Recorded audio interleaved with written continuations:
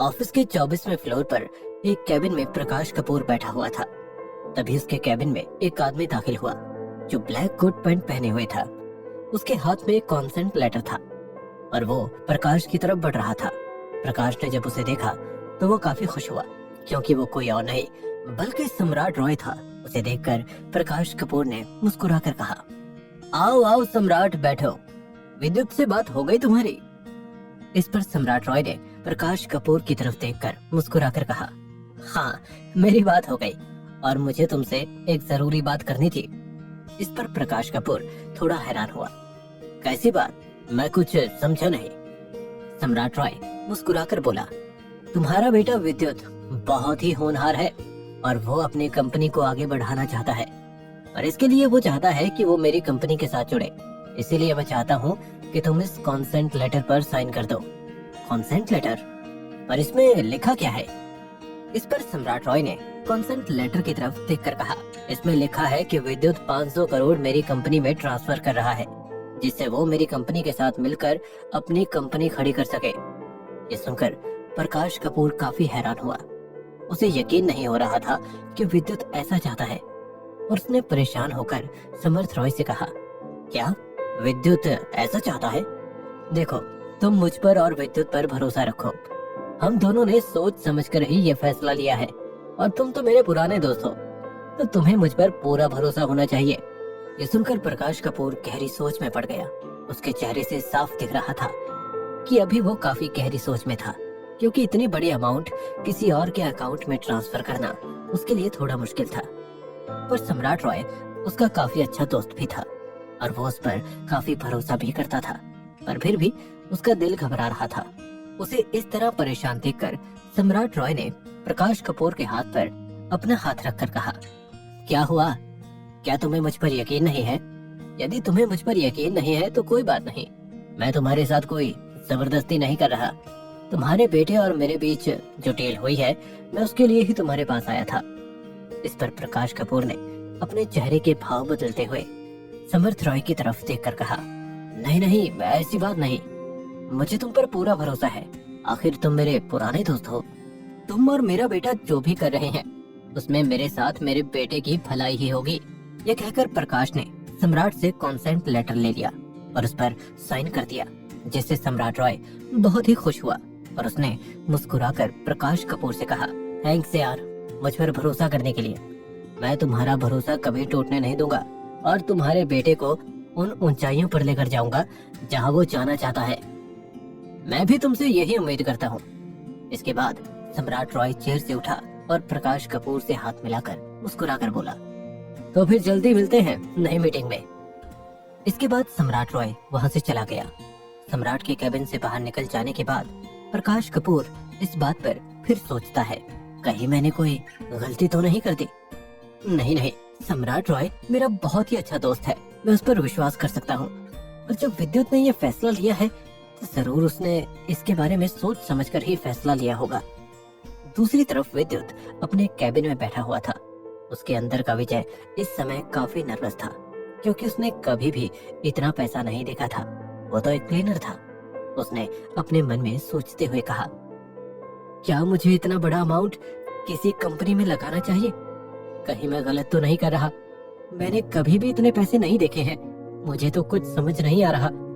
पर विद्युत के लिए ये तो कुछ भी नहीं है। मुझे अभी विजय नहीं बल्कि विद्युत बनकर सोचना होगा जिससे मैं उसके डैड मॉम के लिए कुछ कर पाऊं। ये सोचकर विद्युत ने अपने कैबिन में बैंक मैनेजर को बुलाया। बैंक मैनेजर काफी हैरान था कि अचानक विद्युत को उसकी जरूरत क्यों पड़ गई। बैंक मैनेजर कैबिन में आया और उसने विद्युत से कहा, यस सर, आपने बुलाया मुझे? मैनेजर को बिना देखे विद्युत ने एक फाइल को पकड़ते हुए कहा, हाँ, मैंने तुम्हें बुलाया था, मुझे एक ट्रांसफर करना है। जी बताइए, किसके खाते में करना है? इस पर विद्युत ने बैंक मैनेजर की तरफ देखकर कहा, मुझे ये ट्रांसफर मिर्कल कंपनी के सीईओ के खाते में करना है। ओके सर, बट कितने का ट्रांसफर होगा? पूरे 500 करोड़ का। ये सुनकर बैंक मैनेजर काफी हैरान हुआ क्योंकि उसे समझ में नहीं आ रहा था कि विद्युत इतना बड़ा अमाउंट किसी दूसरे की कंपनी में कैसे ट्रांसफर कर सकता था। और उसने हैरानी से विद्युत की तरफ देखकर कहा, रियली सर, क्या आप सच में मिरेकल कंपनी में 500 करोड़ ट्रांसफर करना चाहते हैं? आपने प्रकाश सर से इस बारे में बात की क्या? इस पर विद्युत ने बैंक मैनेजर की तरफ देखकर कहा, मुझे पता है मैं क्या कर रहा हूँ, तुम बस वैसा करो जो मैं कह रहा हूँ। यह सुनकर बैंक मैनेजर शांत हो गया, पर उसके दिमाग में यही चल रहा था कि अचानक विद्युत ने अपने पूरे पैसे मिरेकल कंपनी में क्यों शेयर कर दिए। पर उसने विद्युत के कहने पर 500 करोड़ मिरेकल कंपनी में ट्रांसफर कर दिए। दूसरी तरफ एक हाउस पूरी तरह से सजा हुआ था।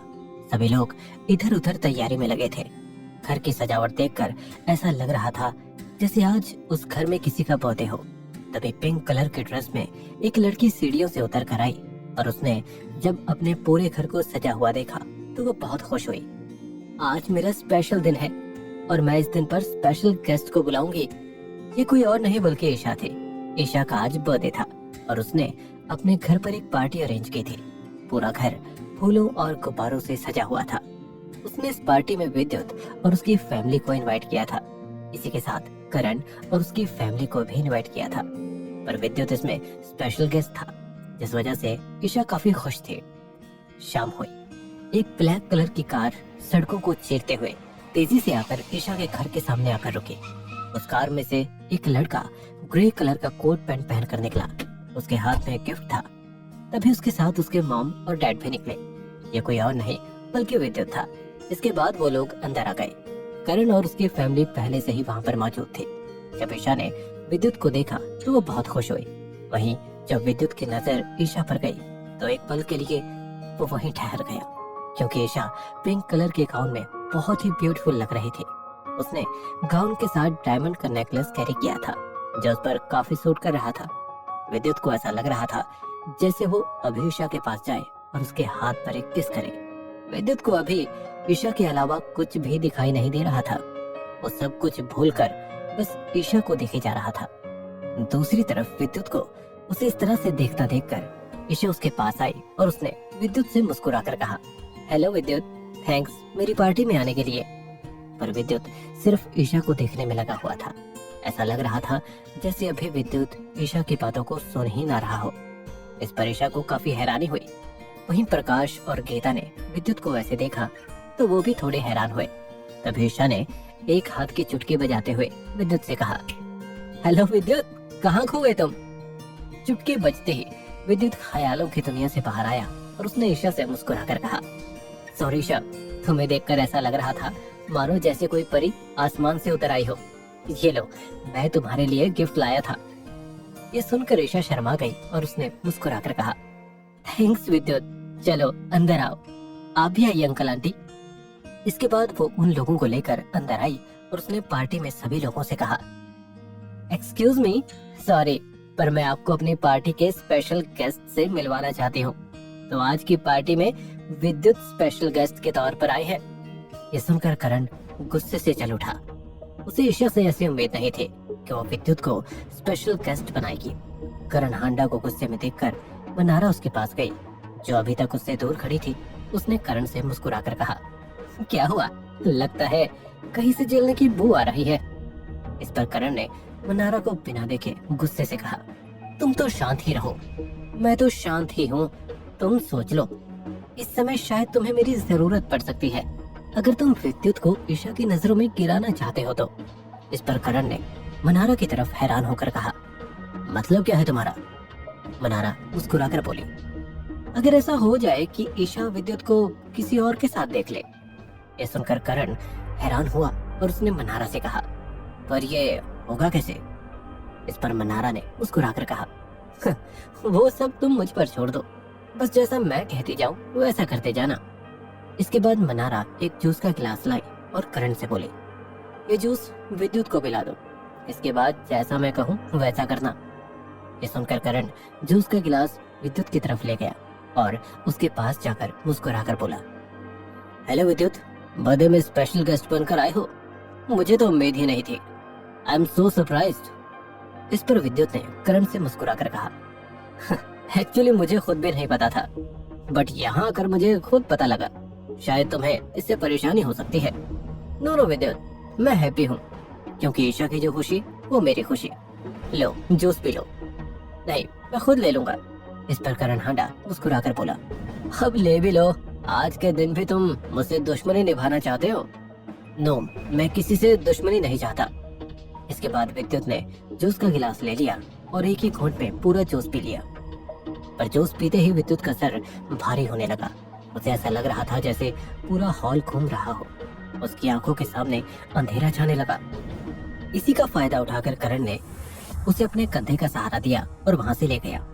करण ने उसे एक कमरे में ले जाकर बेड पर लेटा दिया। उस कमरे में पहले से ही एक लड़की मौजूद थी जिसे इस काम के लिए लाखों रुपए मिले थे। दूसरी तरफ ईशा विद्युत को ढूंढते हुए इधर उधर घूम रही थी। उसे इस तरह परेशान देखकर मनारा उसके पास गई और वो मुस्कुराकर बोली, क्या हुआ ईशा, किसको ढूंढ रही हो? तुमने कहीं विद्युत को देखा है? वो नजर नहीं आ रहा। हाँ, मैंने उसे ऊपर जाते हुए देखा था, एक लड़की के साथ। ये सुनकर ईशा ऊपर की तरफ चली गई और जब उसने ऊपर जाकर एक रूम में अजीब सी आवाज सुनी तो वो उसी तरफ चली गई। रूम का दरवाजा खुला था। जैसे ही वो उस कमरे में गई तो वो हैरान हो गई क्योंकि विद्युत बेहोशी की हालत में बेड पर लेटा था और उसके साथ एक लड़की लेटी हुई थी। उसने अपने आप को व्हाइट कलर की चादर में लपेटा हुआ था। ईशा को देखकर वो काफी ज्यादा घबरा गई। तुम्हें इतनी भी तमीज नहीं है कि लॉक करके आना चाहिए? ये सुनकर ईशा उल्टे पांव वहां से लौट गई। उसे इस समय काफी गुस्सा आ रहा था। उसे नहीं पता था कि विद्युत ऐसा हो सकता है और उसे विजय की याद आने लगी क्योंकि विद्युत से भी उसका भरोसा उठ गया था। अगले दिन मनारा ऑफिस में गई और उसने अपने आप से कहा, मुझे विद्युत के कैबिन में जाकर देखना चाहिए कि वो कर क्या रहा है। वैसे कल के बाद शायद वो अभी तक सदमे में होगा। ये सुनकर वो विद्युत के कैबिन में गई तो देखा विद्युत का मन काम में नहीं लग रहा था। वो काफी परेशान था। उसे इस तरह बेचैन देखकर मनारा समझ गई कि वो कल की वजह से परेशान था। विद्युत इस समय इतना परेशान था कि उसे मनारा के आने का पता ही नहीं लगा। मनारा विद्युत के पास गई और बोली, क्या हुआ विद्युत, तुम इतने परेशान क्यों लग रहे हो? कुछ नहीं, बस ऐसे ही। तुम कब आई? इस पर मनारा ने मुस्कुराकर कहा, मैं अभी आई, पर तुम्हें इस तरह परेशान देखा तो सोचा तुमसे बात कर लूं। वैसे तुम्हें पता ही नहीं लगा कि मैं कब आई। आखिर इतना कहाँ खोए हुए थे? कहीं नहीं, तुम जाओ मनारा। इस पर मनारा ने विद्युत के कंधे पर हाथ रखकर कहा, मुझे पता है ईशा तुमसे प्यार करती थी, पर कल शायद वो तुम्हें इस हालत में देखकर काफी शॉक्ड हो गई। उसे तो शायद तुमसे नफरत हो गई होगी। ये सुनकर विद्युत को अपने ऊपर काफी गिल्ट फील हुई। उसने अपने मन में सोचा, उस लड़की का पता लगा कर ही रहूंगा। आखिर वो कौन थी जिसने ये सब किया और किसके कहने पर किया। इसके बाद उसने किसी को फोन करने के लिए फोन उठाते हुए मनारा से कहा, तुम जाओ, मुझे अभी काम है।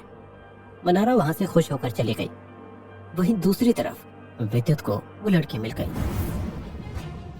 आखिर क्या अब विद्युत उस लड़की से सच्चाई जान लेगा? क्या उसे पता लग जाएगा कि इन सब के पीछे कौन था? क्या ईशा अब फिर से विद्युत पर भरोसा कर पाएगी? जानने के लिए सुनिए किंग बाय चांस का अगला एपिसोड। सुबह के समय सम्राट रॉय अपने घर की बालकनी में खड़े होकर हाथ में कॉफी का कप लिए कॉफी पी रहा था। उसके जहन में बीते हुए लम्हों की यादें ताजा थी।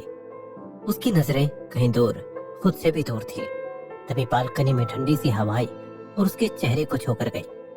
उस हवा का निर्मल एहसास लेते हुए सम्राट ने अपनी आंखों को बंद किया और एक गहरी सांस भरते हुए कहा, सब कुछ तो है मेरे पास, लेकिन मुझे आज भी तुम्हारी कमी महसूस होती है। तुम आज भी मेरी सांसों में जिंदा हो। मैं तुम्हें कभी नहीं भूल सकता। I miss you. किसी की याद ने सम्राट रॉय को कुछ पल के लिए उदास कर दिया था, लेकिन तभी पीछे से किसी के जोर जोर से चिल्लाने की आवाज आने लगी। सम्राट ने अपने हाथ से कॉफी का कप बालकनी में रखा और भागकर अपने घर के ऊपर वाले कमरे में जाकर एक दरवाजे के सामने खड़ा हो गया। उसके दरवाजे पर एक मोटा सा ताला लगा हुआ था और अंदर से कोई उस दरवाजे को जोर जोर से पीट रहा था।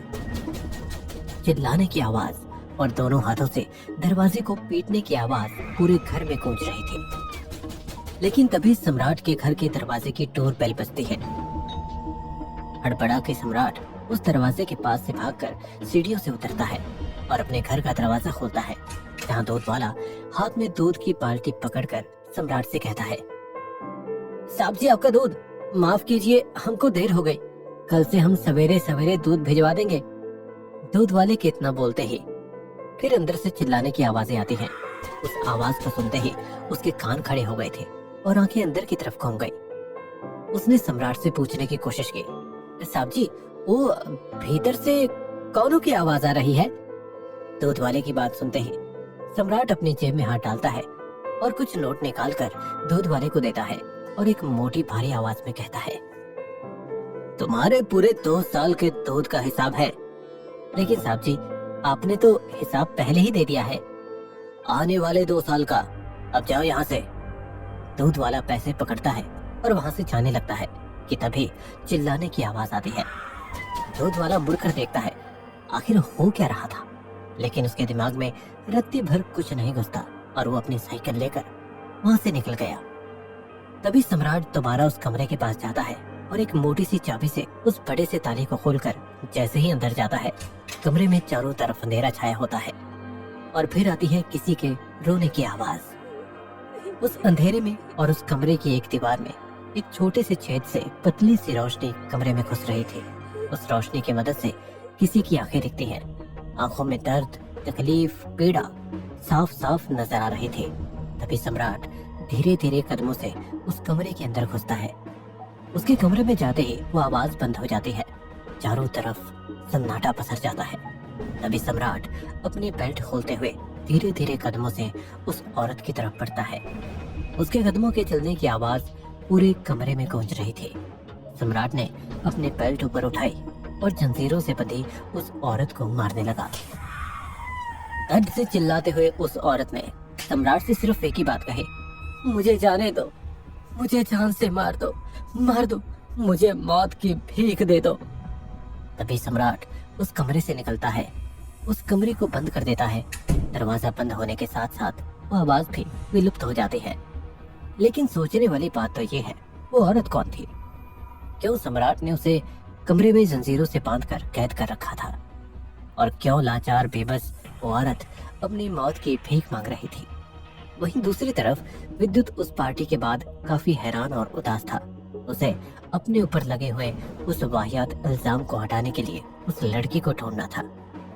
विद्युत उस लड़की को खोजने की पूरी कोशिश कर रहा था, लेकिन उसकी सारी कोशिश नाकाम होती जा रही थी। और दूसरी तरफ जब वो ईशा को कॉल करता तो ईशा उसका कॉल भी रिसीव नहीं कर रही थी। इस बात से विद्युत बहुत परेशान था।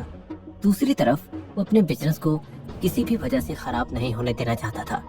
विद्युत अपना पूरा दिमाग बिजनेस में फोकस कर रहा था और उन सब चीजों को साइड में रखने की कोशिश कर रहा था, लेकिन बार बार उसकी आंखों के सामने वो सब कुछ आ रहा था। सोच में डूबा हुआ विद्युत अपने ऑफिस में बैठा हुआ था कि तभी वहां सम्राट रॉय पहुंचता है अपने मैनेजर पुनीत के साथ और विद्युत के कैबिन के बाहर खड़े होकर पूछता है, मैं एक कम इन विद्युत? सम्राट रॉय को डोर के पास देखकर विद्युत तुरंत अपनी चेयर से खड़ा होता हुआ कहता है, आइए ना अंकल। सम्राट रॉय अपने मैनेजर के साथ विद्युत के कैबिन के अंदर जाता है और तीनों आमने सामने चेयर पर बैठते हैं। तभी सम्राट विद्युत से पूछता है, तो विद्युत बेटा, आगे का प्लान डिस्कस कर ले, अगर तुम्हारी इजाजत हो तो। अरे कैसी बात कर रहे हैं अंकल, बिल्कुल करिए, इजाजत वाली कैसी बात है, चलिए स्टार्ट कीजिए जल्दी से। तभी सम्राट सामने रखी पेन उठाता है और अपनी चेयर से उठता है और पेन को अपनी उंगलियों में घुमाने लगा था और इसी पल विद्युत की तरफ देखकर कहता है, विद्युत, हम आउट ऑफ इंडिया कंपनी में इन्वेस्टमेंट करेंगे और उस कंपनी का नाम है डेल। तुम अच्छी तरह से जानते हो इस कंपनी के बारे में। मैंने पहले भी तुम्हें इस कंपनी के बारे में बताया है, शायद याद हो तो। हाँ सर, मुझे पूरी तरह से याद है, आप आगे की बात रखिए। हाँ, तो हमें अभी इस कंपनी में इन्वेस्ट करना चाहिए। इस कंपनी में इन्वेस्टमेंट करने से हमें बहुत ग्रोथ मिलेगी। सम्राट रॉय की इस बात पर विद्युत कहता है, अंकल ठीक है, लेकिन क्या आप मुझे कुछ टाइम दे सकते हैं? कंपनी के बारे में थोड़ा बहुत रिसर्च कर लेता हूँ, सारी जानकारी इकट्ठा कर लूँ, उसके बाद मैं आपको कॉल करता हूँ। हाँ विद्युत, प्लीज टेक योर टाइम। बहुत अच्छी बात कही है तुमने। बिना रिसर्च और बिना जानकारी के बिजनेस में कुछ भी नहीं करना चाहिए। तुम अपना पूरा समय लो और पूरी रिसर्च करो, उसके बाद ही मुझे बताओ कि आगे क्या करना है। विद्युत की उस बात पर मुस्कुराते हुए सम्राट रॉय ने कहा, इसके बाद सम्राट और उसका मैनेजर पुनीत शर्मा कैबिन से बाहर निकलते हैं और विद्युत अपने लैपटॉप के सामने बैठकर फॉरेन कंट्री की उस टेल कंपनी की सारी जानकारी इकट्ठा करने लगता है। वो मन में बोलता है, वो तो अच्छा हुआ मैंने लैपटॉप सीख लिया, वरना ये तो मेरे लिए मतलब विजय के लिए पहले खिलौना था। लेकिन उसका दिमाग तो दो जगह डाइवर्ट हो चुका था, एक ईशा और दूसरा उसका बिजनेस। वो काफी कोशिश करके अपना फोकस सिर्फ बिजनेस के ऊपर करके ही मेहनत कर रहा था, लेकिन बार बार उसके दिमाग में वही सब चल रहा था। परेशान होकर विद्युत तुरंत चेयर से उठता है और अपने मन में कहता है, मुझे अगर बिजनेस में फोकस करना है तो सबसे पहले इस ईशा वाले इल्जाम को अपने सर से हटाना होगा, तभी जाकर मेरा दिमाग इस चीज पर लगेगा। मुझे उस लड़की को ढूंढना होगा, लेकिन कहाँ? वो लड़की मुझे कहाँ मिलेगी? एक मिनट, ऐसी लड़कियां ज्यादातर बार कसिनो में पार्टी के लिए ही जाती हैं। मैं शाम होते ही मुंबई के सबसे बड़े कसिनो में जाकर देखूंगा, क्या पता मिल जाए। इतना कहकर विद्युत अपना लैपटॉप पकड़ता है और कैबिन से बाहर जाकर अपनी कार स्टार्ट करता है और कंपनी से निकल जाता है। वहीं दूसरी तरफ एक लड़की जिसके बाल पूरी तरह से बिखरे हुए हैं, उसे देखकर ऐसा लग रहा था जैसे कि उसने ना तो 2 दिन से अपना मुंह धोया है और ना ही कुछ खाया पिया है। परेशान होकर वो लड़की अपने बिस्तर पर तकिए को अपनी बाहों में जकड़कर अपनी उंगलियों को बहुत ही गुस्से से नोच रही थी। वो लड़की कोई और नहीं बल्कि ईशा ही थी। उस तकिए को साइड में फेंक के ईशा बहुत ही गुस्से में खुद से बात करते हुए कहती है, ये सारे लड़के एक जैसे ही होते हैं। मैंने सोचा था विद्युत सुधर रहा है, वो अब एक अच्छा लड़का बन चुका है, लेकिन नहीं, उसके कारनामे, उसकी करतूत देखकर मेरी आंखें खुली की खुली रह गई। मुझे ही ऐसे लोग क्यों मिलते हैं? ईशा के इतना बोलते ही उसके फोन की घंटी बजती है। वो अपनी नजरें फोन की स्क्रीन की तरफ डालती है तो देखती है कि विद्युत का ही कॉल था। ईशा विद्युत के कॉल को इग्नोर कर देती है, उसका कॉल रिसीव नहीं करती और चिड़चिड़ी होकर अपने मन में बोलती है, मरने दो इसे। पहले तो ऐसी हरकतें करता है, उसके बाद कॉल पर कॉल, कॉल पर कॉल, कॉल पर कॉल किया जा रहा है। उठाऊंगी ही नहीं इसका फोन। कुछ देर बाद विद्युत का फोन आना बंद हो जाता है। तभी ईशा अपना फोन उठाती है और सोचती है, इतना खड़ूस लड़का है, एक ही कॉल किया, 4, 5, 6, 10 कॉल कर देता। वो क्या करेगा कॉल, उसे क्या पड़ी है? ईशा के इतना बोलते ही उसके फोन की स्क्रीन पर एक टेक्स्ट मैसेज आता है। उस मैसेज में लिखा था, अपनी खिड़की खोलो और बालकनी से नीचे तो झांको। वो मैसेज भी विद्युत का ही था। ईशा तुरंत बिस्तर से उठती है, खिड़की का पर्दा खोलकर कांच की खिड़कियों को खोलती है तो देखती है कि बालकनी के नीचे विद्युत ढेर सारे फूल लेकर और एक हाथ में बड़ा सा टेडी बियर लेकर खड़ा था, जिसके सर पे बड़े सफेद रंग के कागज पर लिखा था, आई एम सॉरी ईशा, मुझे तुमसे कुछ जरूरी बात करनी है। विद्युत के मनाने के इस क्यूट तरीके को देखकर ईशा थोड़ी सी पिघल गई और उससे बात करने के लिए राजी हो गई। ईशा उसे अपनी बालकनी के ऊपर कमरे में आने को कहती है, जिस पर विद्युत बहुत खुश होता है और भागकर सीधा ईशा के कमरे में पहुंचता है। ईशा उससे पूछती है, हाँ बोलो, क्यों आई हो अब? देखो ईशा, मैंने वो सब बिल्कुल भी नहीं किया। विद्युत, झूठ बोलने की भी हद होती है। मैं झूठ नहीं बोल रहा हूँ ईशा, मुझे मौका तो दो, मैं साबित कर दूंगा कि उस दिन मेरे जूस में किसी ने कुछ मिला दिया था। मेरा सर पूरी तरह से भारी हो चुका था और मैं बेहोश हो गया था। उसके बाद मुझे नहीं पता मेरे साथ क्या क्या हुआ। वो लड़की कौन थी, कहाँ से आई और मैं उस रूम में कैसे गया, मैं कुछ नहीं जानता। विद्युत, तुम खुद अपने पैरों से चलकर गए थे। नहीं ईशा नहीं, मुझे वहां ले जाया गया था। मुझे एक मौका तो दो, मैं इस बात को साबित कर सकता हूँ। ठीक है, दिया एक मौका, करके दिखाओ साबित। जरूर करूंगा, बस तुम अब देखती जाओ। इतना कहकर विद्युत अपने साथ लाए हुए उन फूलों और टेडी बियर को ईशा के कमरे में रखकर वहां से चला गया। वहीं दूसरी तरफ मनारा, उसकी माँ और उसके ओम मामा एक कमरे में बैठे हुए हैं और आपस में बातें करते हुए विद्युत को बर्बाद करने की प्लानिंग कर रहे हैं। मनारा चेयर से उठती है और अपने होठों से सिगरेट को लगाते हुए बोलती है, विद्युत उस सम्राट रॉय के साथ मिलकर फॉरेन में किसी डेल कंपनी में इन्वेस्टमेंट करने वाला है और मैंने उससे पहले ही पता लगा लिया है कि उस कंपनी का ओनर दीनदयाल बजाज है और दीनदयाल बजाज मेरी एक दोस्त का बाप है। और अब इससे खुशी की बात क्या हो सकती है कि इन लोगों ने अपनी कंपनी का मातम मनाने के लिए मुझे ऑफिस ज्वाइन करवा दिया है। मॉम, अब तुम देखती जाओ मैं क्या क्या करती हूँ। मनारा सबसे पहले डेल कंपनी के ओनर दीनदयाल बजाज की बेटी से मिलने के लिए उसे कॉल करती है। उन दोनों का आज रात कसिनो में मिलने का प्लान बन गया था। वहीं दूसरी तरफ सम्राट रॉय डेल कंपनी के ओनर दीनदयाल से कॉल पर बात करता है और उसे अपने इन्वेस्टमेंट, अपने प्लान के बारे में सब कुछ बताता है। हाँ तो दीनदयाल जी, आप अपनी राय दीजिए, क्या हम आपकी कंपनी के साथ इस बिजनेस को आगे बढ़ा सकते हैं? इस बात का जवाब देते हुए दीनदयाल दूसरी तरफ से बोलता है, देखो सम्राट जी, मैं आपकी बात की रिस्पेक्ट करता हूँ, आपके प्लान की कदर करता हूँ, लेकिन मैं इस चीज के लिए अभी एग्री नहीं कर सकता, क्योंकि हमारी कंपनी के पास ऑलरेडी बहुत से फंड्स पड़े हुए हैं, तो अभी मैं आपको हाँ नहीं कर सकता। लेकिन दीनदयाल जी, आप समझ क्यों नहीं रहे? आप हमारे साथ एक मीटिंग तो रख ही सकते हैं ना, उसके बाद ये निर्णय ले लेना। प्लीज दीनदयाल जी, एक मीटिंग तो रख कर देखिए। देखिए दीनदयाल जी, हम आपकी कंपनी में बहुत बड़ा इन्वेस्टमेंट कर रहे हैं और ये इन्वेस्टमेंट आपकी कंपनी के लिए काफी फायदेमंद रहेगा, आपके लिए एक फायदे का सौदा होगा। आई प्रॉमिस कि आपको हमारा प्लान अच्छी तरह से समझ और पसंद आएगा। सम्राट की बात का सम्मान रखते हुए दीनदयाल उनसे मीटिंग के लिए मान जाता है और दोनों मिलकर यूएसए में एक फाइनल मीटिंग रखते हैं। शाम हो चुकी थी। एक तरफ विद्युत और दूसरी तरफ मनारा, दोनों ही कसीनो में जाने के लिए तैयार थे। क्या विद्युत और मनारा एक ही कसीनो में आमने सामने हो पाएंगे? क्या विद्युत को वो लड़की मिल पाएगी? क्या दीनदयाल जी इस इन्वेस्टमेंट के लिए राजी हो पाएंगे?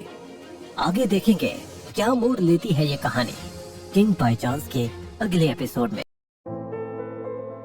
मुंबई की सड़कों पर अपनी कार को दौड़ाते हुए विद्युत एक बड़े से कसिनो के सामने जाकर अपनी लग्जरी कार रोकता है और जैसे ही वो गाड़ी से बाहर निकलता है, वहाँ खड़ी सभी लड़कियाँ उसे घूरने लगती हैं।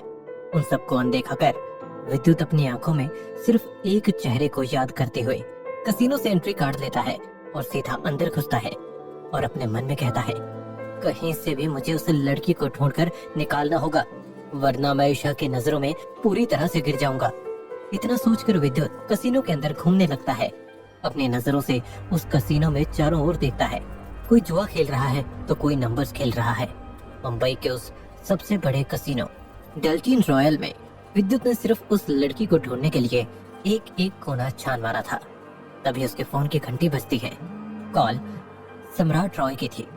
चारों तरफ के शोर की वजह से विद्युत को अपने फोन के वाइब्रेशन का एहसास होता है।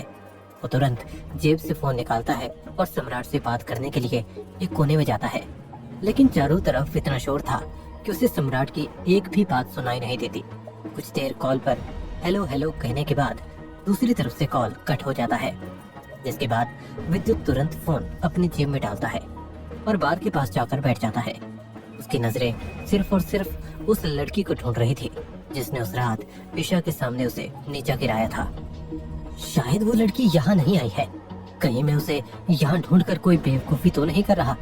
मुझे लगता है मैं सिर्फ अपना समय बर्बाद कर रहा हूँ और कुछ नहीं। मुझे यहाँ से निकलना चाहिए। अपनी बात को मानते हुए विद्युत तुरंत उस जगह से उठता है और जैसे ही कसीनो के बाहर निकलने वाला होता है, लड़कियों का एक ग्रुप आता है जिनमें से विद्युत एक लड़की से टकरा जाता है, लेकिन उस लड़की ने विद्युत की तरफ मुड़कर नहीं देखा और वहाँ से चुपचाप चली जाती है। विद्युत उस लड़की की तरफ घूम कर देखता है तो उसे एहसास होता है वो वही लड़की है। विद्युत उसके कलर किए हुए गोल्डन रंग के बालों को पहचान लेता है और जैसे ही उसके पास भागकर जाने वाला होता है, कसीनो के उस भीड़ में विद्युत एक आदमी से टकरा जाता है। उस आदमी के हाथ में ड्रिंक का गिलास होता है और वो गिलास हाथ से नीचे गिर जाता है। गिलास गिरते ही वो आदमी विद्युत से बहुत गुस्से भरी आवाज में कहता है, दिखाई नहीं देता, अंधा है क्या? जिस पर विद्युत ने माफी मांगते हुए उस सूट बूट पहने हुए शख्स से कहता है, I am really very sorry, वो मैंने आपको नहीं देखा, गलती से हो गया। इतना कहकर विद्युत उस लड़की की तरफ नजर मारता है और वो धीरे धीरे उसकी आंखों से ओझल होती जा रही थी। उस भीड़ में खो गई थी। फिर विद्युत भाग के उस लड़की के पीछे जाने के लिए अपने कदम आगे बढ़ाता है। तभी वो अनजान शख्स विद्युत का हाथ पकड़कर उसे वहीं रोक लेता है। कहाँ जा रहा है? एक गिरे हुए कांच के टुकड़े कौन उठाएगा? तेरा बाप? ऊंची आवाज में वो अनजान आदमी विद्युत का हाथ और मजबूती से पकड़कर उसकी आंखों में आंखें डालकर बोलता है। विद्युत कुछ पल के लिए शांत हो जाता है। उसके बाद अपने हाथों की तरफ देखता है। उसे एहसास होता है कि वो इंसान उसके हाथों को जकड़ रहा है। विद्युत उसे बहुत प्यार से कहता है, I am really very sorry sir, अब आप मुझे जाने दीजिए, मैंने सॉरी बोल तो दिया आपको। ओह हेलो, मैं बोल रहा हूँ ये फर्श पर गिरे हुए कांच के टुकड़े उठाकर जा। यहाँ का वेटर तेरा बाप नहीं है जो इन टुकड़ों को उठाने आएगा। उस शख्स की बात सुनते ही विद्युत उसे थोड़ा समझाने की कोशिश करता है, लेकिन शराब के नशे में वो आदमी विद्युत की एक नहीं सुनता और भी उसको उल्टा सीधा बोलने लग जाता है। देखिए सर, आप प्लीज अपनी हद में रह के बात कीजिए, मैं सॉरी बोल रहा हूँ ना आपको, नरमी से विद्युत कहता है। ज्यादा चर्बी चढ़ी है क्या तेरी को? तू जानता नहीं क्या मैं कौन हूँ? 1 मिनट नहीं लगेगा तुझे घर से उठाने में। मुझसे जबान चला रहा है? सूर्य प्रताप सिंघानिया से जबान चलाएगा? इतना सब सुनने के बाद भी विद्युत उससे कुछ नहीं बोलता और ताकत से अपना हाथ उसके हाथों की पकड़ से छुड़ा लेता है। सूर्य प्रताप ने बहुत ही गुस्से में उसकी तरफ देखा और विद्युत का कॉलर पकड़ लिया, जिसके बाद वो विद्युत के मुंह पर थप्पड़ मार देता है। यहाँ तक तो विद्युत पूरी तरह से चुप था, लेकिन सूर्य प्रताप के हाथ उठाने के बाद विद्युत उसके मुंह पर एक पंच मारता है और वो 2 कदम पीछे जा गिरता है, जिसके बाद वहाँ अगल बगल खड़े सभी लोग घूमकर उन दोनों की तरफ देखते हैं। सूर्य प्रताप बहुत ही गुस्से में विद्युत को मारने के लिए आगे बढ़ता है, लेकिन तभी विद्युत उसके मुंह पर एक पंच और मार देता है। फिर दोनों के बीच भयंकर लड़ाई होने लगती है। विद्युत सूर्य प्रताप को पूरी तरह से घायल कर देता है। तभी कसीनो के गार्ड आते हैं और दोनों की लड़ाई रोक देते हैं। सूर्य प्रताप वहां से जाते हुए विद्युत को धमकी देता है, बेटा देख लेना, भूलूंगा नहीं तुझे, तेरी औकात दिखा कर रहूंगा। तुझे मिट्टी में ना मिला दिया तो मेरा नाम भी सूर्य प्रताप सिंघानिया नहीं। विद्युत सूर्य प्रताप की बातों को नजरअंदाज करके सीधा उस तरफ निकलता है जिस तरफ उसने उस लड़की को जाते हुए देखा था। लेकिन सूर्य प्रताप सिंघानिया कौन था, विद्युत इस बात से बेखबर था। मुंबई के अंडरवर्ल्ड का डॉन लाला, जिसके नीचे मुंबई के सारे अमीरजादे पलते हैं, जिसके नीचे सारे नेता दुम हिलाकर घूमते हैं, वो नाम था लाला, क्राइम की दुनिया का बेताज बादशाह। मुंबई का सारा सिस्टम जिसके नीचे काम करता है, वो नाम था लाला। और सूर्य प्रताप सिंघानिया लाला का इकलौता बेटा था, जिसके लिए लाला अपनी जान भी कुर्बान करने को तैयार है। इस बात से बेखबर विद्युत सूर्य प्रताप से दुश्मनी मोल ले लेता है, लेकिन वहीं सबकी भीड़ में खड़ी मनारा सब कुछ देख लेती है और मनारा सूर्य प्रताप सिंघानिया को अच्छे से जानती थी। वो सब देख मनारा के मन में सिर्फ एक ही ख्याल आता है कि अब विद्युत ने अपनी बर्बादी का कारण सूर्य प्रताप को बना दिया है। अब उसे सूर्य प्रताप से बात करनी होगी। मनारा इस बात को अच्छी तरह से जान चुकी थी कि सूर्य प्रताप ही एक ऐसा इंसान है जो कुछ भी करने की ताकत रखता है, जिसके एक इशारे पर पूरी मुंबई बंद हो जाती है। कुछ ऐसी हस्ती थी सूर्य प्रताप सिंघानिया की। मनारा उस कसीनो में दीनदयाल बजाज की इकलौती बेटी सुहाना से मिलने गई थी। कसीनो में एक जगह खड़े होकर मनारा सुहाना से कहती है, सुहाना मुझे तुमसे कुछ काम है। हाँ मनारा बोलो, क्या काम है? विद्युत, जो कि मेरा सौतेला भाई है, वो तुम्हारे पापा की कंपनी में इन्वेस्टमेंट करने वाला है। उसकी इन्वेस्टमेंट बहुत ज्यादा है, जिसके बाद उसे बहुत पैसों का प्रॉफिट होगा। तो तुम अपने पापा से बोलकर उन लोगों के बिजनेस डील को कैंसिल करवा दो। मनारा, ये तुम क्या कह रही हो? अच्छी बात तो है, तुम्हारा भाई तरक्की कर रहा है। मुझसे उसकी तरक्की नहीं देखी जाती सुहाना, तुम बस उनकी डील कैंसिल करवा दो। नहीं मनारा, ये मैं बिल्कुल भी नहीं कर सकती। मेरे पापा ने मुझे इन सब चीजों से दूर रहने के लिए बोला है। मैं नहीं कर सकती, मुझे माफ कर दो। मनारा की बात को मानने से सुहाना पूरी तरह से इनकार कर देती है, जिस पर मनारा गुस्सा होकर कसीनो से निकल जाती है। दूसरी तरफ सम्राट रॉय विद्युत को कॉल पर कॉल किए जा रहा था, लेकिन विद्युत उसका एक भी कॉल रिसीव नहीं कर रहा था, जिससे वो बहुत परेशान हो चुका था। उसके समझ में नहीं आता कि विद्युत उसका कॉल क्यों नहीं उठा रहा। विद्युत किसी परेशानी में तो नहीं फंसा है? मगर कसीनो में वही विद्युत उस लड़की को चारों तरफ ढूंढने में लगा था, लेकिन वो उसे कहीं नजर नहीं आती है। निराश होकर विद्युत कसीनो से बाहर निकलता है तो उसकी नजर मनारा के ऊपर पड़ जाती है। विद्युत मनारा को आवाज लगाता है। उसकी आवाज सुनते ही मनारा पीछे घूम कर देखती है और अपनी जगह खड़ी हो जाती है। तेज तेज कदमों से विद्युत मनारा के पास जाता है और कहता है, मनारा तुम यहाँ क्या करने आई हो? वो छोड़ो विद्युत, तुम इधर क्या करने आए हो, पहले ये बताओ। तुम तो सुधर चुके थे ना, फिर से अय्याशी में उतर आए, फिर कसीनो बार में शराब पीने के लिए जाने लगे। बस 2-3 दिन का ही था तुम्हारा वो नाटक, अब दिख रहा है साफ साफ। घर में जरूर बताऊंगी ये बात। तुम्हारा दिमाग तो ठीक है ना बनारा, ये बोल क्या रही हो तुम? हद में रहो अपनी। कहाँ दिख रहा है तुम्हें मैंने शराब पी है? मैं घर में बताऊंगी। इतना कहकर मनारा अपनी गाड़ी के पास जाती है, उसमें बैठकर वहाँ से सीधा निकल लेती है। फिर विद्युत भी अपनी गाड़ी में बैठता है, चाबी लगाकर उस जगह से निकलता है और अपनी जेब से जैसे ही फोन निकालकर सामने रखता है, वो देखता है कि सम्राट रॉय की 20 मिस कॉल आई हुई है। विद्युत ड्राइव एक हाथ से करता है और दूसरे हाथ से कॉल बैक। दूसरी तरफ से सम्राट रॉय कॉल उठाता है, जिस पर विद्युत बोलता है, आई एम सॉरी सर, मैं आपका कॉल रिसीव नहीं कर पाया।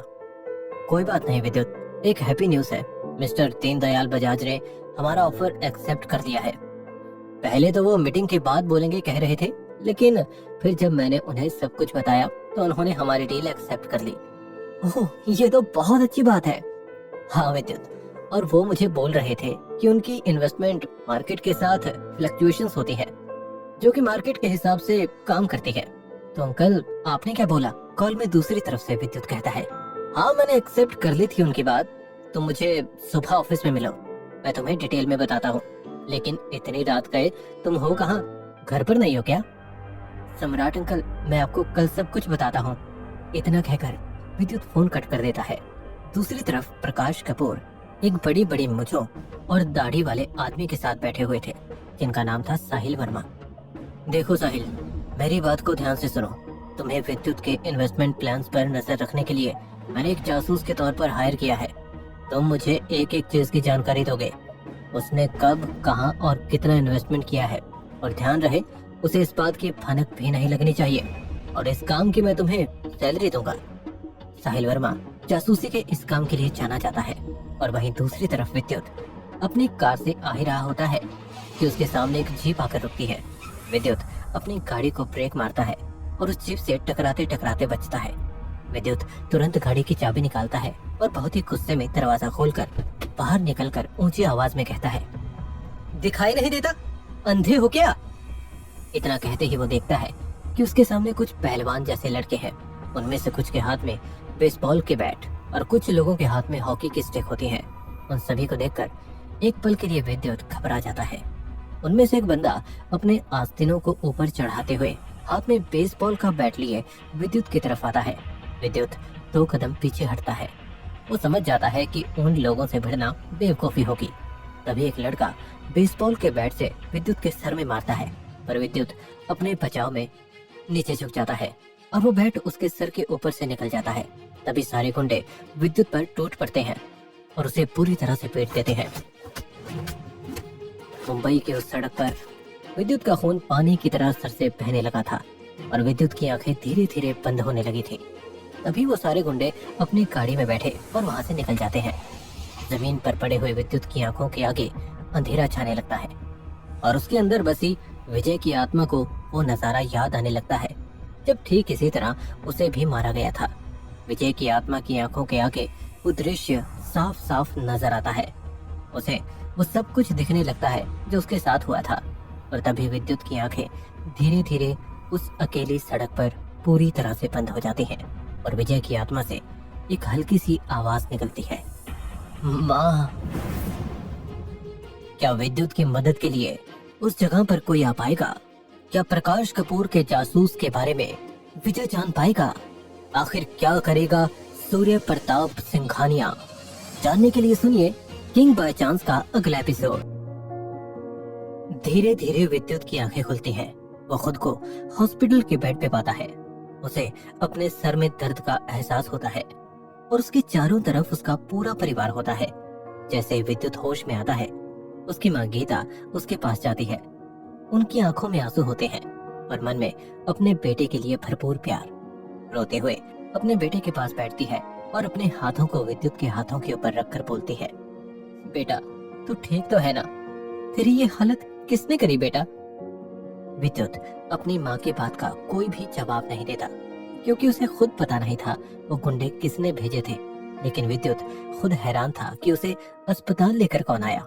तभी एक हल्की आवाज में विद्युत वहां खड़े सभी लोगों से पूछता है, मुझे हॉस्पिटल कौन लेकर आया? उस सड़क पर तो मेरे सिवा और कोई नहीं था। तभी पीछे से दिसंबर ओबरॉय बोलते हैं, बेटा, वो जो सम्राट रॉय का मैनेजर पुनीत शर्मा है, वो तुम्हें यहाँ लेकर आया। लेकिन वो वहाँ कैसे आया? विद्युत पूछता है। वो सड़क से गुजर रहा था तो उसने तुम्हें इस हालत में देखा, फिर तुरंत अस्पताल लेकर आया। शुक्र है भगवान का, उसने तुम्हारी मदद के लिए किसी को भेज दिया। तभी विद्युत की नजर ईशा के ऊपर पड़ती है, जो उसके परिवार वालों के साथ हॉस्पिटल के उस कमरे में खड़ी हुई थी। ईशा को देखने के बाद भी विद्युत उससे कुछ नहीं कहता। इस बात पर ईशा अपने मन में सोचती है कि विद्युत उससे कुछ बोला क्यों नहीं। अस्पताल में मौजूद विद्युत के पूरे परिवार को अपने बेटे की काफी चिंता होने लगती है। वो सभी इस बात से हैरान थे कि ये काम किसका हो सकता है। विद्युत को किसने मारा? यही बात जब मनारा को पता चलती है तो वो समझ जाती है कि ये काम सिर्फ सूर्य प्रताप सिंघानिया का हो सकता है। कुछ देर विद्युत के साथ उसके परिवार वाले बैठते हैं और फिर वो सब वहाँ से चले जाते हैं। लेकिन एक लड़की वहाँ से नहीं जाती, वो थी ईशा। पूरे परिवार के वहाँ से जाने के बाद ईशा विद्युत के बगल में बैठ जाती है। वो उसके पास बैठकर पूछती है, अब तुम्हारी तबीयत कैसी है विद्युत? जिस पर विद्युत जवाब देता है, अभी तो ठीक है ईशा, आराम मिल रहा है। लेकिन मेरी समझ में ये बात नहीं आई कि वो लोग कौन थे। इंसिडेंटली तो वो टकराए, बट उन्हें देखकर ऐसा लग रहा था जैसे वो मुझे ही मारने के लिए आए हों। हाँ, मुझे भी यही लग रहा है विद्युत। तभी विद्युत ईशा के हाथ के ऊपर हाथ रखता है और एक हल्की आवाज में कहता है, ईशा, मेरा यकीन करो, उस रात वो मैंने नहीं किया। और मैं उस लड़की को ढूंढने के लिए एक कसीनो में गया था जहाँ मेरी किसी से लड़ाई हुई। लड़की मुझे वहाँ नजर आई, लेकिन उस झगड़े की वजह से वो मेरे हाथ से निकल गई। मेरी बात का यकीन मानो ईशा, मैं तुम्हें साबित करके दिखाऊंगा कि मैं बेकसूर हूँ। विद्युत की बात का जवाब देते हुए ईशा बोलती है, कोई बात नहीं विद्युत, मैंने तुम्हें माफ कर दिया, तुम अपना ख्याल रखो। लेकिन क्या जिससे तुम्हारी लड़ाई हुई तुम उसे पहचानते थे? नहीं ईशा, मैं उसे नहीं जानता था। ना जाने कौन था, बोल रहा था कि तुझे तेरी औकात दिखाकर ही मानूंगा। बहुत गुस्से में था बेचारा। वो गुस्से में था और तुम उसे बेचारा बोल रहे हो? मुझे तो लगता है वो गुंडे भी उसी ने भिजवाए होंगे। ख्याल रखो अपना, सर फुड़वा रखा है, मुझे अच्छा नहीं लग रहा देखकर, तकलीफ हो रही है। लेकिन तुम्हें क्यों तकलीफ हो रही है ईशा? चोट तो मुझे लगी है। विद्युत की इस बात का ईशा कुछ भी जवाब नहीं देती और हल्का सा मुस्कुराकर विद्युत को बाय बोलती है और वहाँ से चली जाती है। और वहीं हॉस्पिटल के बिस्तर पर लेटे हुए विद्युत को अपने बिजनेस की चिंता सताने लगती है। आज के दिन उसे सम्राट रॉय से मीटिंग करनी थी, क्योंकि वे लोग आज ही दीनदयाल बजाज के जल कंपनी में इन्वेस्ट करने वाले थे और अगले दिन यूएस से मीटिंग के लिए सम्राट रॉय ने प्लानिंग कर रखी थी। दूसरी ओर मनारा एक रेस्टोरेंट में किसी लड़के के साथ बैठी हुई है। उन दोनों की टेबल पर 2 कॉफी के कप रखे हुए हैं और वो लड़का कोई और नहीं बल्कि सूर्य प्रताप सिंघानिया है। मनारा सूर्य प्रताप से इसीलिए मिलने जाती है क्योंकि उसे उसके साथ मिलकर विद्युत को बर्बाद करना था। और सूर्य प्रताप मुंबई का इकलौता ऐसा इंसान था जो किसी को भी पल भर में बर्बाद कर दे। कॉफी की एक घूंट मारने के बाद मनारा सूर्य प्रताप की तरफ देखकर कहती है, तो मिस्टर सूर्य प्रताप, आपको तो कौन नहीं जानता, आपका नाम ही काफी है आपकी पहचान बताने के लिए। लेकिन मैं आपसे कुछ जरूरी बात करने के लिए आए हूँ। एक भारी भरकम आवाज में सूर्य प्रताप मनारा से कहता है, हाँ मनारा जी बोलिए, ऐसी भी क्या जरूरत पड़ गई आपको हमारी? मेरा एक सौतेला भाई है विद्युत, जो अभी कपूर इंडस्ट्रीज को संभाल रहा है। ओहो, और मुझे उसे बर्बाद करके रखना है। हाल ही में वो फॉरेन कंट्री की एक जल कंपनी में करोड़ों इन्वेस्ट कर रहा है। उसका सिर्फ एक आखिरी सपना है, 5,000 करोड़ की प्रॉपर्टी इकट्ठा करना, और मैं नहीं चाहती वो ये कर पाए। मैं उसे बर्बाद देखना चाहती हूँ, सड़कों पर घूमते हुए देखना चाहती हूँ, लाचार, बेबस। ये बोलते वक्त मनारा की आंखों में गुस्सा और विद्युत के लिए जलन साफ साफ नजर आ रही थी। तभी इसी पर सूर्य प्रताप बोलता है, लेकिन इन सब से मुझे क्या मिलेगा? भला उसे बर्बादी के रास्ते पर धकेलने के बाद मुझे क्या फायदा? तुम्हारा तो फायदा ही फायदा है, सब कुछ फिर तुम्हारा है। आपको भी फायदा है, वो वही विद्युत है जिसने आपको कल भरे कसीनो में बेइज्जत किया, सबके सामने आपको मारा। मनारा के मुंह से ये सुनते ही सूर्य प्रताप अपने हाथ में पड़े कॉफी के गिलास को जमीन पे पटकता है। विद्युत का नाम आते ही उसकी आंखों में अंगारे से चलने लगते हैं और मनारा के मन में खुशी। वो समझ जाती है कि अब उसका काम बन चुका है। तभी सूर्य प्रताप टेबल के ऊपर अपना हाथ पटकते हुए बहुत ही गुस्से में कहता है, ओह, वो है विद्युत। वो मरा नहीं अब तक। कल रात ही मैंने उसे मौत के घाट उतरवा दिया था। वो मौत के मुंह से वापस कैसे आया? मैं उसे जिंदा नहीं छोड़ूंगा। मुझे बताओ, वो इस वक्त कहाँ है? मैं वहीं जाकर उसकी जान हलक से निकाल लूंगा। नहीं सूर्य प्रताप, आप शांत हो जाइए। उसे इतनी अच्छी मौत कैसे मिल सकती है? मेरी मानो, आप उसे ऐसे बर्बाद कीजिए कि वो जिंदगी भर अफसोस में रहे और जिंदगी भर तड़पता रहे। मैं आपका साथ उसे बर्बाद करने में दे सकती हूँ। हम मिलकर उसे रोड पर ला सकते हैं, करोड़ों के मालिक से एक भिखारी बना सकते हैं, और इससे अच्छा बदला उसके लिए क्या हो सकता है? आप इस बात को थोड़ा शांत दिमाग से सोचिए। कुछ गलत नहीं कहा मैंने। मनारा की बात सुनकर सूर्य प्रताप कुछ देर के लिए चुप हो जाता है और फिर अपनी चुप्पी तोड़ते हुए कहता है, बात तो तुम दिमाग की कह रही हो, मगर उस विद्युत को मैं किसी भी हालत में नहीं छोड़ने वाला। लेकिन क्या तुम्हारे पास कोई प्लान है? सूर्य प्रताप मनारा से पूछता है। हाँ, मेरे पास एक मास्टर प्लान है, लेकिन वो इतना भी आसान नहीं हो सकता। क्या हम कल दोबारा मिल सकते हैं? मैं आपको सब कुछ बताती हूँ, कैसे क्या होगा और कैसे क्या करना पड़ेगा। हाँ ठीक है, लेकिन अब इस जगह नहीं मिलेंगे। सूर्य प्रताप मनारा से दोबारा मिलने के लिए राजी हो जाता है और वे दोनों एक साथ मिलकर विद्युत की बर्बादी का जनाजा उठाने के लिए एक साथ हो जाते हैं। अगली सुबह विद्युत हॉस्पिटल से डिस्चार्ज लेकर अपने घर पहुंच जाता है। उसके सर में पट्टी बंधी हुई है, लेकिन फिर भी विद्युत अपने ऑफिस जाने के लिए रेडी हो जाता है।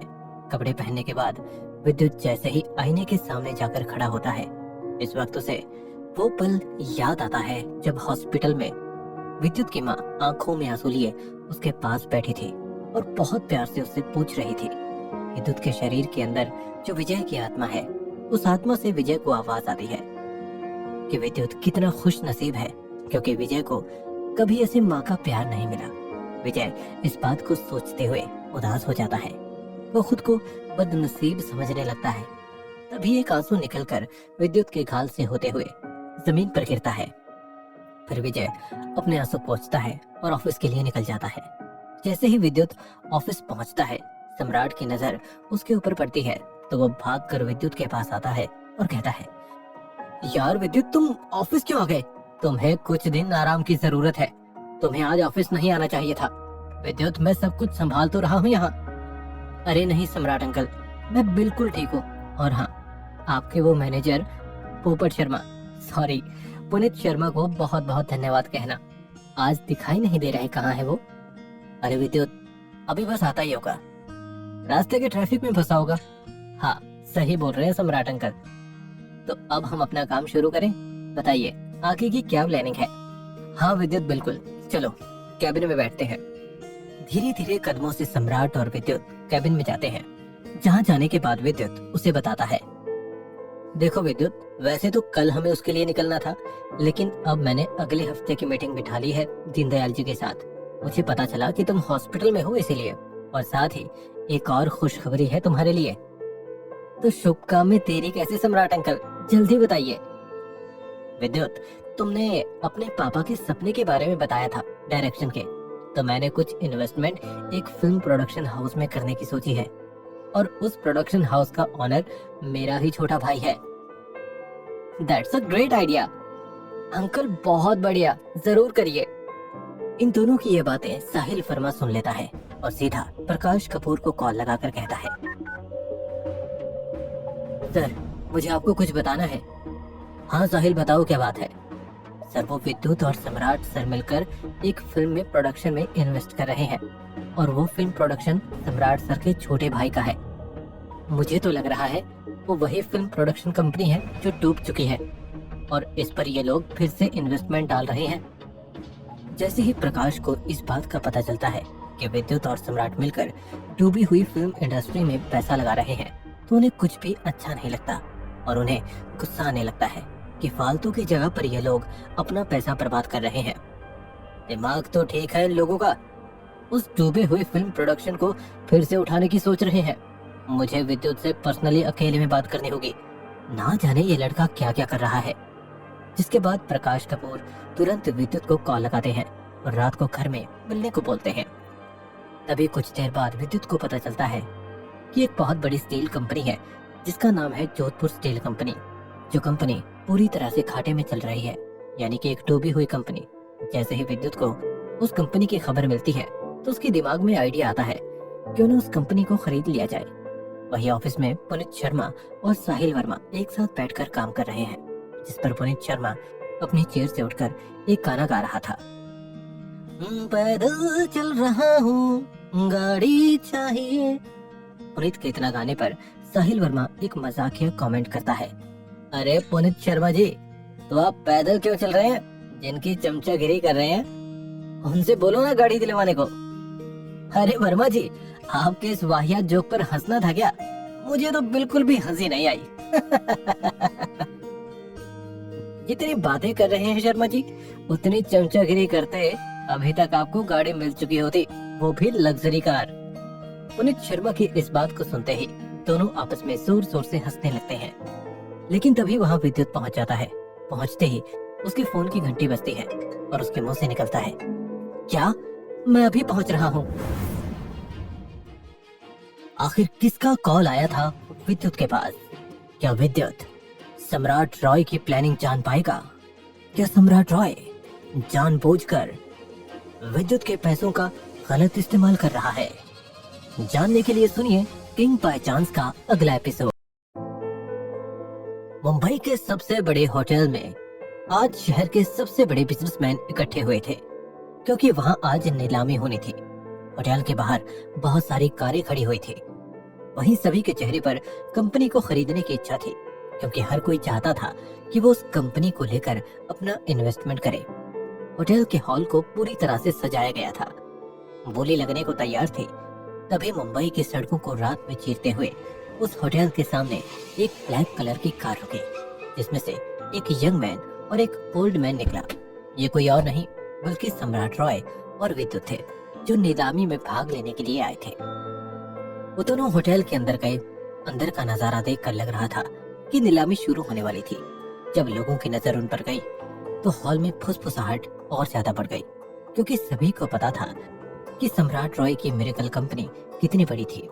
वहीं विद्युत कपूर को भी सभी जानते थे, और वो जब साथ में थे तो सभी की जुबान पर एक ही सवाल था कि आखिर ये दो बड़े बिजनेसमैन एक साथ क्यों?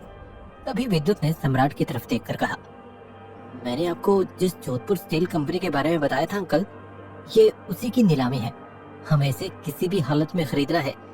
इस पर सम्राट रॉय ने मुस्कुराकर कहा, तुम चिंता मत करो, मैं इसे किसी भी हालत में खरीद कर रहूंगा, क्योंकि तुम्हारी कामयाबी के लिए मैं कुछ भी कर पाऊं वो सब कुछ करूंगा। ये सुनकर विद्युत बहुत ही खुश हुआ। तभी नीलामी शुरू हो गई। पहले बोली 50 करोड़ से शुरू हुई। 50 करोड़ एक, 50 करोड़ दो। तभी सम्राट ने 90 करोड़ की बोली लगाई। 90 करोड़ सुनकर लोगों की फुसफुसाहट और तेज हो गई। सभी लोगों के बीच में से एक आवाज आई, 130 करोड़। जब सम्राट रॉय ने उस आवाज को सुना तो उसे लगा कि यह आवाज जानी पहचानी है, और जब उसने पीछे देखा तो उसके चेहरे का रंग बदल गया, क्योंकि उसके पीछे बत्रा और उसका बेटा खड़ा हुआ था। ये मिरेकल कंपनी के सबसे बड़े कॉम्पिटिटर थे, जिन्हें सम्राट रॉय हमेशा हराना चाहता था। उन्हें देखकर सम्राट रॉय ने एक मीठी मुस्कान मुस्कुराते हुए विद्युत से कहा, अब तो ये कंपनी किसी भी हालत में लेनी है, चाहे इसके लिए मुझे 300 करोड़ भी क्यों न लगाने पड़े।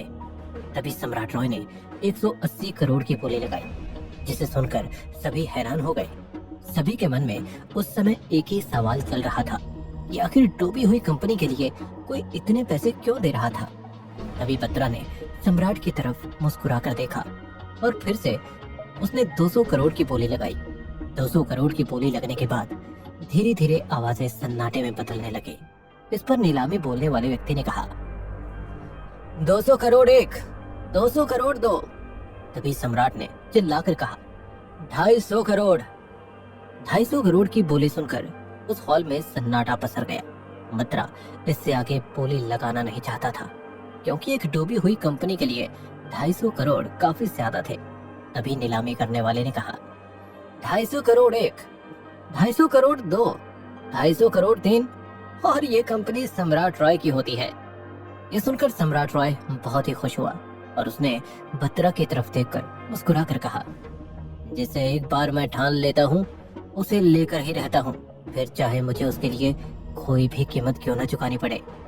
इस पर बत्रा ने मुस्कुरा कर कहा, वैसे तुम्हें ये सौदा कुछ महंगा नहीं पड़ा। मेरे लिए महंगा सस्ता कुछ नहीं होता बिजनेस में मेरे दोस्त। वहीं विद्युत भी काफी खुश था कि उसने जोधपुर की स्टील कंपनी ले ली। वहीं साहिल छुपकर इन लोगों की जासूसी कर रहा था और उसने प्रकाश कपूर को फोन मिलाया और उनसे कहा, मुबारक हो प्रकाश जी, आपके बेटे ने जोधपुर स्टील कंपनी खरीद ली, वो भी पूरे 250 करोड़ में। ये तुम क्या कह रहे हो, वो तो डूब चुकी थी। इस पर साहिल ने मुस्कुरा कर कहा, ये तो आपको पता है ना, आपके बेटे को लगता है ये बात पता नहीं थी, इसीलिए उसने इतनी बड़ी बोली लगाई। क्या विद्युत अकेला था? सम्राट उसके साथ नहीं था? सम्राट रॉय ने ही बोली लगाई। विद्युत ने तो बस कंपनी खरीदने के लिए कहा था, क्योंकि नीलामी में सम्राट रॉय का कॉम्पिटिटर बत्रा आ गया था। ये सुनकर प्रकाश कपूर काफी ज्यादा गुस्से में आ गया। उसे कुछ समझ में नहीं आ रहा था कि आखिर सम्राट रॉय और विद्युत क्या कर रहे हैं। एक डूबी हुई कंपनी के लिए 250 करोड़ ये बहुत ज्यादा थे। उस कंपनी की औकात मात्र 100 करोड़ थी। और उसने साहिल से कहा, ठीक है, तुम आगे की जासूसी जारी रखो। ये कहकर प्रकाश कपूर ने फोन काट दिया और उसी समय उसने किसी को फोन मिलाया। दूसरी तरफ जब विद्युत ने अपने फोन पर अपने डैड का नंबर देखा तो सम्राट रॉय से कहा, हमें चलना चाहिए, डैड का फोन आ रहा है, शायद उन्हें कुछ जरूरी काम हो। इस पर सम्राट रॉय ने मुस्कुरा कर कहा, हाँ चलो, वैसे भी हमारा काम हो चुका है, तुम ऐसा करो, तुम अकेले चले जाओ, मैं पुनीत को फोन कर देता हूँ, वो मुझे ड्रॉप कर देगा। ठीक है अंकल, जैसा आप कहें। इसके बाद विद्युत होटल से अकेला ही निकल गया। वहीं सम्राट कुछ देर वहीं रुका और फिर उसने पुनीत को फोन किया। पुनीत थोड़ी देर में व्हाइट कलर की कार लेकर वहां पहुंचा और सम्राट के साथ होटल से चला गया। वहीं विद्युत घर पहुंचा तो उसने देखा उसके डैड काफी परेशान थे। उन्हें इस तरह परेशान देखकर विद्युत थोड़ा हैरान हुआ कि आखिर ये इतने परेशान क्यों है। जब प्रकाश कपूर की नजर विद्युत पर पड़ी तो उन्होंने परेशान होकर उससे कहा, आओ विद्युत, मुझे तुम्हारा ही इंतजार था।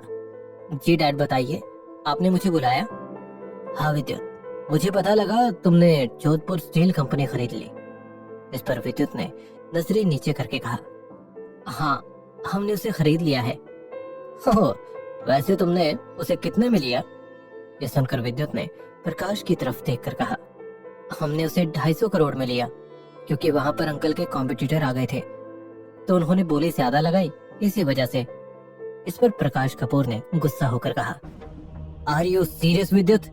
डूबी हुई कंपनी के लिए 250 करोड़ ज्यादा नहीं होते? तुमने थोड़ा भी दिमाग नहीं लगाया? ये सुनकर विद्युत ने अपने डैड को समझाने की कोशिश की, पर डैड, मुझे उसकी जरूरत थी, इसीलिए मैंने उसे खरीदा। मुझे पता है, पर फिर भी तुम्हें संभल के रहना होगा, क्योंकि सब सम्राट रॉय से जुड़ा हुआ है, चाहे प्रोडक्शन हाउस हो या फिर जोधपुर स्टील कंपनी। ये सुनकर उसने अपने डैड की तरफ देखकर कहा, ठीक है डैड, आप परेशान मत होइए, मैं अपने काम के लिए बहुत सीरियस हूँ और इसीलिए मैं काफी रिसर्च भी कर रहा हूँ। विद्युत के अंदर काम के प्रति लगाव देखकर प्रकाश कपूर का गुस्सा ठंडा पड़ गया और उसने विद्युत के कंधे पर हाथ रखकर कहा, ठीक है, अब तुम जाओ, काफी थक गए होंगे, आराम करो जाकर, वैसे भी अभी तुम्हारी तबीयत सही नहीं। ओके डैड, आप भी सो जाइए, गुड नाइट। इसके बाद विद्युत अपने कमरे में चला गया। विद्युत के जाने के बाद प्रकाश कपूर ने साहिल को फोन किया, मेरी बात ध्यान से सुनो, सम्राट रॉय और विद्युत पर पूरी नजर रखना। मैं नहीं चाहता हूँ कि विद्युत अपने करियर में फ्लॉप हो, मैं उसे आगे बढ़ते हुए देखना चाहता हूँ, तो कोई भी भूल नहीं होनी चाहिए। इस पर फोन की दूसरी तरफ से साहिल की आवाज आई, ठीक है, आप चिंता मत कीजिए, मैं उन पर पूरी नजर रखूंगा। वहीं विद्युत कमरे में आकर अपने कपड़े बदलता है और आराम से बिस्तर पर लेट जाता है। तभी अचानक उसके फोन की घंटी बजी, जिससे उसकी आंख खुल गई और उसने जब फोन की स्क्रीन पर देखा तो ईशा लिखा था।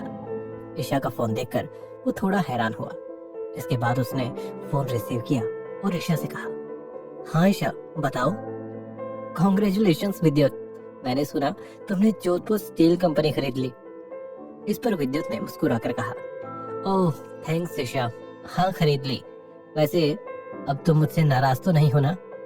इस पर ईशा ने मुस्कुराकर कहा, नहीं अब मैं नाराज नहीं हूँ और तुम भी उस बात को भूल जाओ।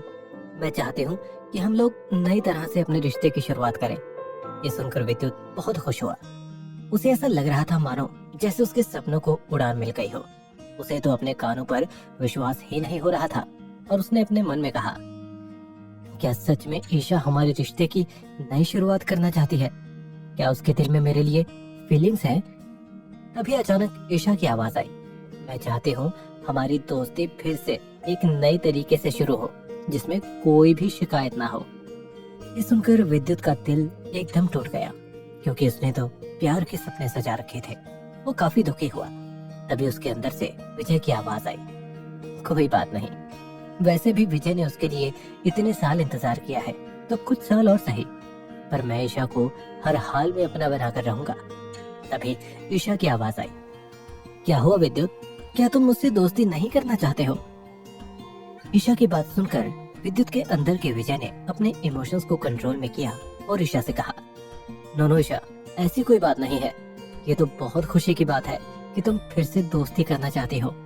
ये सुनकर ईशा भी बहुत खुश हुई और फिर उसने फोन रख दिया। दूसरी तरफ एक रेस्टोरेंट में एक लड़की बियर का गिलास पकड़े हुए उसका एक एक घूंट करके पी रही थी। दूसरे हाथ में एक जलती हुई सिगरेट थी। बियर पीने के बाद वो एक कश उसका भी लगा लेती थी। ये कोई और नहीं बल्कि मनारा थी। उसे नींद नहीं आ रही थी और उसने अपनी माँ रोहिणी और मामा ओम मल्होत्रा को रेस्टोरेंट में मिलने के लिए बुलाया था। तभी एक कार तेजी से रेस्टोरेंट के सामने रुकी और उसमें से ओम मल्होत्रा और रोहिणी निकले। वे लोग रेस्टोरेंट के अंदर गए जहाँ एक मेज पर बैठी मनारा बियर पी रही थी। उसे देखकर वे दोनों उसके पास गए और रोहिणी ने उसे हैरानी से कहा, इस समय बुलाने का कारण? तुम्हारे दिमाग में क्या चल रहा है? तुम्हें रात में भी चैन नहीं? अपनी माँ की बात सुनकर मनारा ने एक बियर का घूंट मारते हुए कहा, अगर अपने दुश्मनों की नींद छीननी है तो फिर रातों की नींद को गंवाना पड़ता है। इस तरह दुश्मनों को मात नहीं दी जाती। इस पर ओम मल्होत्रा ने मनारा की तरफ देखकर कहा, वो तो ठीक है मनारा, पर तुमने हमें इस समय क्यों बुलाया? इस पर मनारा ने मुस्कुराकर कहा, एक गुड न्यूज है मामा, अब विद्युत कपूर का एक और दुश्मन आ गया है। ये सुनकर रोहिणी और ओम मल्होत्रा काफी हैरान हुए क्योंकि उन्हें तो इस बारे में कुछ भी पता नहीं था। इस पर ओम मल्होत्रा ने मनारा की तरफ हैरानी से देखकर कहा, क्या एक और दुश्मन? पर वो कौन है और ये कब हो गया? ये जल्द ही हुआ है और वो ऐसा दुश्मन है जो विद्युत और उसकी पूरी इंडस्ट्री को बर्बाद कर देगा, जिससे मेरा सपना पूरा हो जाएगा।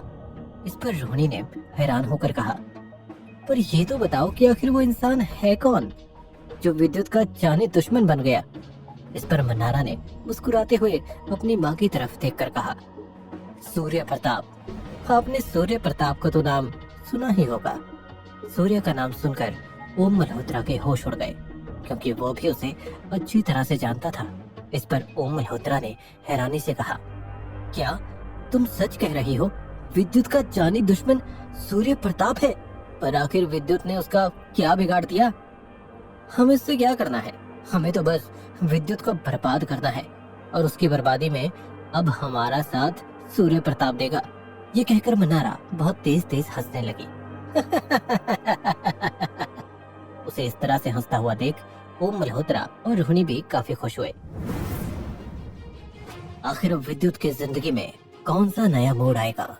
क्या वो अपनी कंपनी खड़ा कर पाएगा या फिर मनारा और सूर्य प्रताप मिलकर उसके लिए मुसीबतें खड़ी करेंगे?